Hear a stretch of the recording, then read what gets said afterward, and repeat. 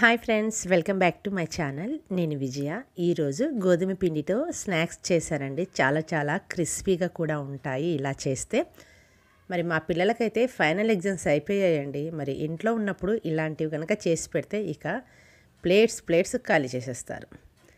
ఇప్పుడైతే ప్రాసెస్ చూద్దాము.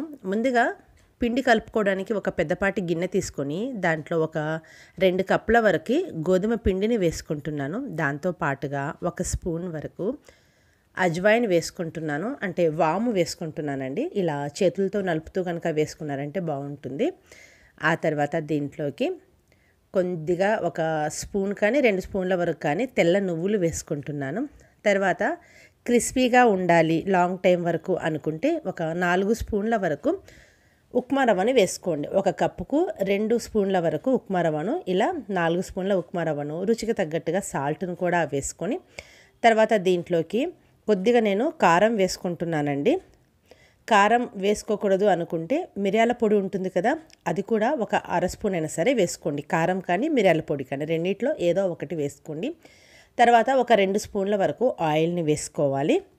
ఆయిల్ నేను రిఫైన్డ్ ఆయిల్ తీసుకున్నాను, ఫ్లేవర్లెస్ తీసుకున్నానండి. తర్వాత ఈ ఆయిల్ ఈ యొక్క మిశ్రమాలన్నీ బాగా కలిసేటట్టుగా 2 చేతులతో నలుపుకుంటూ ముందు పిండిని బాగా కలుపుకోవాలి. ఈ యొక్క స్టెప్ అనేది మంచి మనకు క్రిస్పీగా ఉండడానికి సహాయపడుతుందండి. తర్వాత కొద్దిగా నీళ్ళని వేసుకుంటూ పిండి ముద్ద అనేది చేసుకోవాలి. పిండి ముద్ద సాఫ్ట్గా ఉంటే మీకు అనేది క్రిస్పీగా రావండి. కొంచెం పిండి అనేది కొద్దిగా టైట్గా ఉండేటట్టుగా చూసుకోవాలి. చూస్తున్నారు కదా, పిండి కొంచెం టైట్గా ఉంటుంది. మన పూరీల పిండి కంటే ఇంకొంచెం టైట్గానే నేను కలుపుకున్నాను. ఇలా కలుపుకొని తర్వాత పై సైడ్ నుంచి కొంచెం నూనెను అప్లై చేసుకొని, అంటే పై లేయర్ అనేది మరి టైట్ అయిపోతుంది కదా, అందుకని ఆయిల్ అప్లై చేసుకొని ఏదైనా సరే మూత కానీ నేనైతే ఒక గిన్నె తీసుకొని ఈ విధంగా నేను బోర్లా వేసుకుంటున్నాను. ఇప్పుడు దీనిని 15 నిమిషాల సేపు సైడ్కి ఉంచుకోవాలి. 15 నిమిషాలు అయిందండి.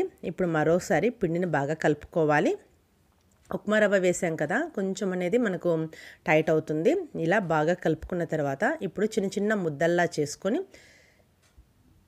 చపాతీ పీట తీసుకొని కర్రతో ఈ విధంగా పల్చగా ఒత్తుకోవాలన్నమాట. మరి ఎక్కువ పల్చగా కాకుండా కొంచెం మందంగా ఉండేటట్టుగా చూసుకుంటూ ఈ విధంగా చపాతీ అనేది చేసుకోవాలి.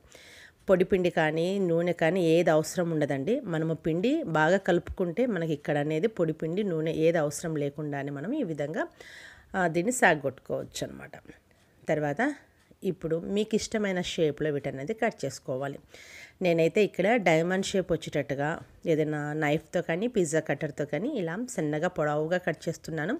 కొంచెం ఇవన్నీ సన్నగా వచ్చేటట్టుగా చూసుకొని, మరి వెడల్పుగా కాకుండా సన్నగా ఉంటే చూడ్డానికి కూడా బాగుంటుంది, పిల్లలు కూడా ఇష్టపడి తింటారు. ఆ తర్వాత ఇలా క్రాస్లో కట్ చేసుకోవాలి. నేనైతే ఏది చేసినా ఎక్కువగా చేస్తానండి, ఎందుకంటే పిల్లలు ఏంటంటే ఇష్టపడి తింటారు. అది కూడా ఇక్కడ మన సౌత్ సైడ్ వంటలు అంటే మా పక్కింటి వాళ్ళు కూడా చాలా బాగా ఇష్టపడతారు. మరి వాళ్ళకు కూడా ఇవ్వాలి కదా, అందుకని ఎక్కువగానే చేస్తున్నానండి. మీకైతే చూపించడంలో నేను తక్కువగా చూపించాను. తర్వాత ఏదైనా ఇలాంటిది అట్ల కర్రతో వాటన్నింటిని ఒక ప్లేట్లోకి వేసుకోవాలి. ఇక్కడైతే ఏమి అంటుకోవండి, మనకు నూనెలో వేసిన వెంటనే అవి మళ్ళీ విడివిడిగా అయిపోతాయి. మీడియం మంటలో నూనెని కాగనిచ్చి ఆ తర్వాత వీటిల్లోకి వేసుకోవాలి. ఇలా మీరు ఒకేసారి అన్నీ చేసుకోవచ్చు. నూనెలో వేసిన వెంటనే వాటికి అవి ఇలా విడివిడిగా వచ్చేస్తాయి. మీడియం మంటలో వీటిని అనేది మనం ఫ్రై చేసుకోవాలి. ఇలా కలుపుకుంటూ గోల్డెన్ కలర్ వచ్చేంత వరకుగా ఫ్రై చేసుకోవాలి. మరి ఎక్కువ కలర్ చేంజ్ కానివ్వకండి, ఎందుకంటే మనకు ఇవి నూనెలో నుంచి తీసిన తర్వాత బయటకు పెట్టిన తర్వాత కూడా ఇంకొంచెం మనకు అనేది ఆ వేడికి కలర్ అనేది చేంజ్ అవుతుంది. ఈ మాత్రం వస్తే సరిపోతుందండి. ఇంకా నూనెల నుంచి తీసేసుకోవాలి. నూనెల నుంచి తీసిన వెంటనే ఆయిల్ కూడా మనకు ఆవిరైపోతుందండి. ఆయిల్ కూడా ఎక్కువేం పీల్చుకోదు. ఇలా ఒకసారి ట్రై చేయండి, తప్పకుండా చాలా బాగుంటాయి. చాలా రోజుల వరకు క్రిస్పీగా కూడా ఉంటాయి. ఇంకా మీరు చేసేవన్నీ ఇదే ప్రాసెస్లో చేసుకోవాలి. చూస్తున్నారు కదా ఎంత క్రిస్పీగా ఉన్నాయో. వేడి మీద కూడా క్రిస్పీగా ఉంటాయి, వేడి తగ్గిన తర్వాత కూడా ఇంకా బాగా క్రిస్పీగా అనిపిస్తాయి. మరి వీటిని కొద్దిగా చల్లార్చి మన ఎయిర్ టైట్ కంటైనర్లోకి కనుక పెట్టుకున్నారంటే 10 రోజుల వరకు తినేయవచ్చు. ఇంకా నా వీడియోస్ కనుక చూడాలనుకుంటే ఛానల్ అయితే సబ్స్క్రైబ్ చేసుకోండి. ఈ వీడియో మీకు కనుక యూస్ఫుల్గా ఉంటే మీ ఫ్రెండ్స్కి, ఫ్యామిలీ మెంబర్స్కి కూడా షేర్ చేసుకోండి. Thank you friends.